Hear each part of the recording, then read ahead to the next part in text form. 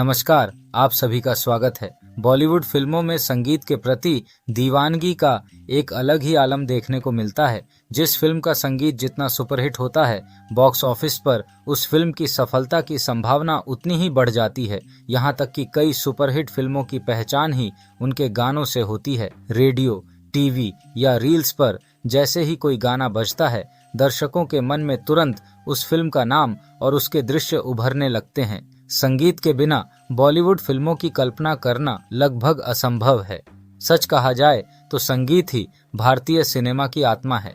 कई बार किसी फिल्म के गाने इतने लोकप्रिय हो जाते हैं कि वे दशकों तक दर्शकों के दिल और दिमाग पर छाए रहते हैं। लेकिन क्या आप जानते हैं कि भारतीय सिनेमा के इतिहास में 12 वर्षों के अंतराल में ऐसी 3 फिल्में भी बनी जिनके गानों ने जबरदस्त लोकप्रियता तो हासिल की, लेकिन वे इतने विवादास्पद माने गए कि उन्हें ऑल इंडिया रेडियो और विविध भारती जैसे बड़े सरकारी रेडियो चैनलों पर बैन कर दिया गया था। हैरानी की बात यह है कि रेडियो जैसे बड़े प्लेटफॉर्म पर पाबंदी लगने के बावजूद इन गानों का जादू कम नहीं हुआ, बल्कि ये तीनों ही फिल्में बॉक्स ऑफिस पर तहलका मचाते हुए सुपरहिट साबित हुईं और रिकॉर्ड तोड़ कमाई की। आखिर ये फिल्में कौन सी थीं और क्यों इनके गानों को रेडियो पर बजाने लायक नहीं समझा गया? आइए जानते हैं। बॉलीवुड के मशहूर निर्माता गुलशन राय ने 1980 में एक बेहद महत्वाकांक्षी फिल्म की योजना बनाई थी। इस फिल्म में वे दिलीप कुमार, अमिताभ बच्चन और अमजद खान को एक साथ कास्ट करना चाहते थे और तीनों कलाकारों को साइन भी कर लिया गया था। इसी दौर में निर्देशक सुभाष घई एक मजबूत कहानी की तलाश में थे। गुलशन राय ने बिना किसी हिचकिचाहट के उन्हें इस फिल्म का निर्देशन सौंप दिया। फिल्म की कहानी सचिन भौमिक, कादर खान और सुभाष घई ने मिलकर लिखी थी। हालांकि दिलीप कुमार और अमिताभ बच्चन को ध्यान में रखकर बनाई गई मूल कहानी में बाद में कई बदलाव किए गए। उन्हीं बदलावों के बाद जो फिल्म बनी उसका नाम रखा गया विधाता। कुछ कारणों से अमजद खान और अमिताभ बच्चन इस प्रोजेक्ट का हिस्सा नहीं बन सके। उनकी जगह फिल्म में संजय दत्त, संजीव कुमार और शम्मी कपूर को कास्ट किया गया। इस तरह फिल्म की स्टार कास्ट में दिलीप कुमार, संजय दत्त, शम्मी कपूर, संजीव कुमार, पद्मिनी कोल्हापुरे, मदन पुरी और अमरीश पुरी जैसे दिग्गज कलाकार शामिल हुए।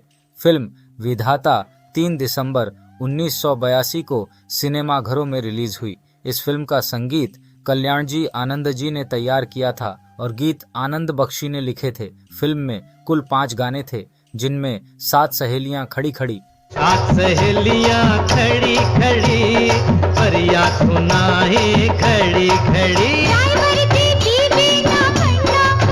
रात भर मोया सोने न दे, भोप बजाए खड़ी खड़ी, और हाथों की चंद लकीरों का खास तौर पर बेहद लोकप्रिय हुए। हाथों की चंद लकीरों का सब खेल है। हालांकि 7 सहेलियां खड़ी खड़ी एक लोकगीत होने के बावजूद इसे अश्लील मानते हुए ऑल इंडिया रेडियो पर बैन कर दिया गया था। यह गीत किशोर कुमार ने 7 गायिकाओं हेमलता, कंचन, पद्मिनी कोल्हापुरे, शिवांगी कोल्हापुरे, अनुराधा पौडवाल, साधना सरगम और अलका याग्निक के साथ मिलकर गाया था। रात भर मुआ सोने न दे, इंजेक्शन लगाए घड़ी घड़ी। दिलचस्प बात यह है कि जिस दिन सुभाष घई की फिल्म विधाता रिलीज हुई, उसी दिन देव आनंद की फिल्म स्वामी दादा और बब्बर सुभाष की तकदीर के बादशाह भी सिनेमाघरों में आई थीं। लेकिन जहां ये दोनों फिल्में बॉक्स ऑफिस पर फ्लॉप साबित हुईं, वहीं विधाता ने शानदार सफलता हासिल की। फिल्म की अधिकांश शूटिंग आगरा में की गई थी। विधाता कई मायनों में एक बेहद खास फिल्म रही। यह हिंदी सिनेमा की इकलौती फिल्म है जिसमें 3 दिग्गज कलाकार दिलीप कुमार, शम्मी कपूर और संजीव कुमार एक साथ स्क्रीन पर नजर आए। इतना ही नहीं, यह फिल्म संजय दत्त और सारिका तथा सुभाष घई और पद्मिनी कोल्हापुरे की भी एकमात्र साथ की गई फिल्म रही। इस फिल्म में मशहूर अभिनेता मदन पुरी के छोटे भाई अमरीश पुरी ने मुख्य खलनायक की भूमिका निभाई, जिसे दर्शकों ने खूब पसंद किया। हालांकि फिल्म की शूटिंग के दौरान निर्देशक सुभाष घई संजय दत्त से काफी नाराज रहते थे, क्योंकि उस दौर में संजय दत्त ड्रग्स की लत से जूझ रहे थे। शानदार अभिनय के लिए शम्मी कपूर को film fair best supporting actor award से नवाजा गया। बॉक्स ऑफिस पर विधाता ने लगभग 8 करोड़ रुपए का नेट कलेक्शन किया, जबकि फिल्म की कुल कमाई करीब 16 करोड़ रुपए रही।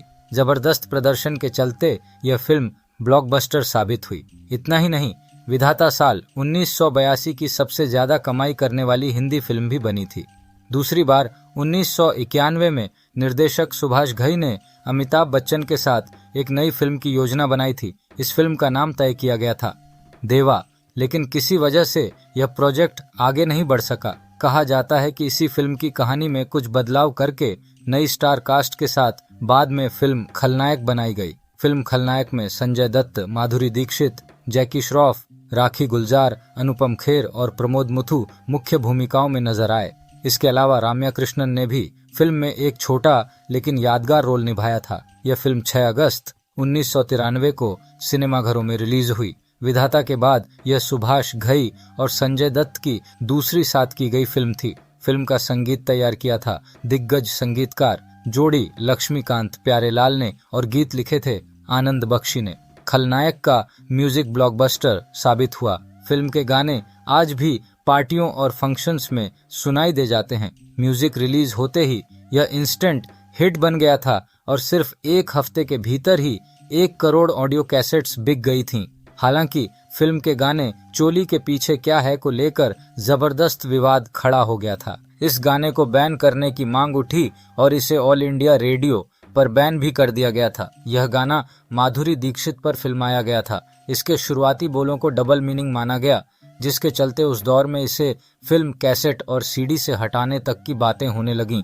हालांकि गाने की जबरदस्त लोकप्रियता को देखते हुए बाद में इसे दोबारा शामिल कर लिया गया। खलनायक उन शुरुआती हिंदी फिल्मों में से एक थी जिसने कनाडा और अमेरिका जैसे विदेशी बाजारों में शानदार बिजनेस किया। इसी बीच साल 1993 के मुंबई ब्लास्ट केस में जब संजय दत्त का नाम सामने आया तो कई संगठनों ने इस फिल्म पर बैन लगाने की मांग कर दी। संजय दत्त को जेल भी जाना पड़ा। यह हिंदी सिनेमा की पहली फिल्म थी जिसकी डबिंग संजय दत्त ने जेल से जमानत पर बाहर आने के बाद पूरी की। दिलचस्प बात यह है कि फिल्म के अंतिम दृश्य में भी संजय दत्त के किरदार को जेल जाते हुए दिखाया गया है। चोली के पीछे क्या है गीत को अलका याग्निक और इला अरुण ने गाया था। दोनों गायिकाओं को इस गाने के लिए film fair best playback singer award से सम्मानित किया गया।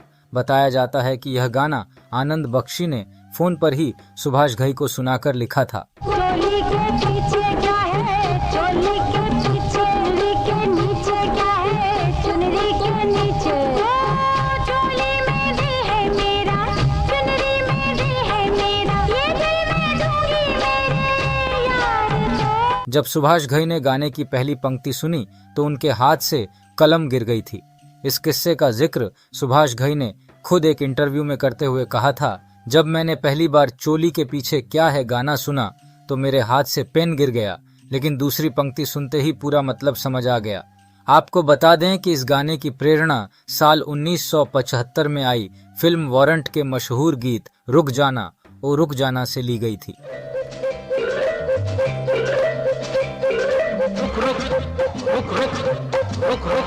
इस गीत का संगीत दिया था R.D. बर्मन ने, बोल लिखे थे आनंद बख्शी ने और इसे अपनी आवाज दी थी महान गायक किशोर कुमार ने।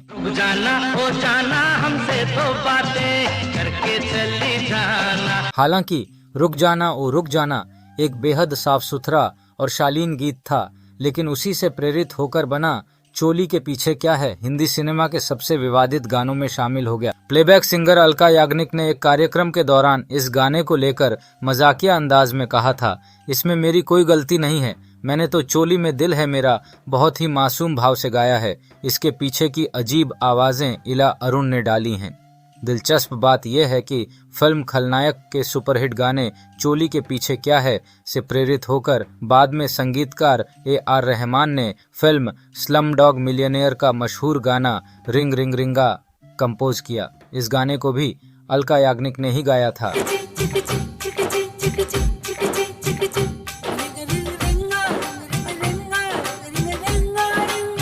हालांकि अपने समय में इसके बोल भी अश्लील माने गए थे और इसे लेकर जबरदस्त विवाद हुआ था। 6 अगस्त 1993 को रिलीज हुई फिल्म खलनायक ने भारत में लगभग 12 करोड़ रुपए का नेट कलेक्शन किया था, जबकि दुनिया भर में फिल्म की कुल कमाई करीब 21 करोड़ रुपए रही।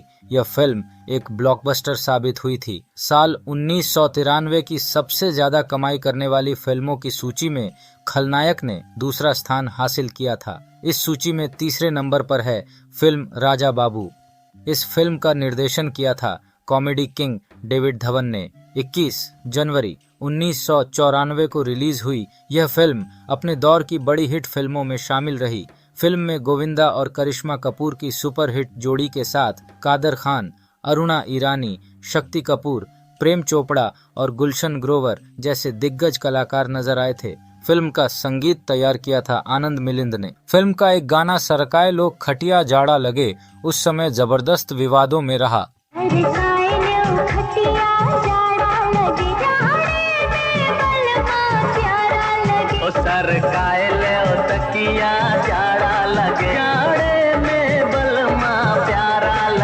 इस गाने को अश्लील करार देते हुए ऑल इंडिया रेडियो ने इस पर प्रतिबंध लगा दिया था। गोविंदा और करिश्मा कपूर पर फिल्माया गया यह गाना अपने बोल्ड अंदाज की वजह से आलोचनाओं का शिकार हुआ। हालांकि गीतकार समीर ने इस गाने का बचाव करते हुए कहा था, यह मूल रूप से एक लोकगीत था जिसे हम बचपन से सुनते आ रहे थे।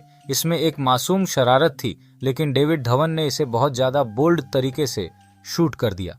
आपको बता दें कि राजा बाबू साल 1992 में बनी तमिल फिल्म रसुकुट्टी की आधिकारिक रीमेक थी। राजा बाबू ने भारत में लगभग 8 करोड़ 8 लाख रुपए का नेट कलेक्शन किया था, जबकि दुनिया भर में फिल्म की कुल कमाई करीब 15 करोड़ 20 लाख रुपए रही। जबरदस्त बॉक्स ऑफिस प्रदर्शन के चलते राजा बाबू अपने समय की एक सुपरहिट फिल्म साबित हुई। तो मित्रों, ये थीं वो 3 फिल्में जिनके गानों पर सरकारी रेडियो ने पाबंदी तो लगाई, लेकिन जनता ने इन्हें सर आंखों पर बिठा लिया।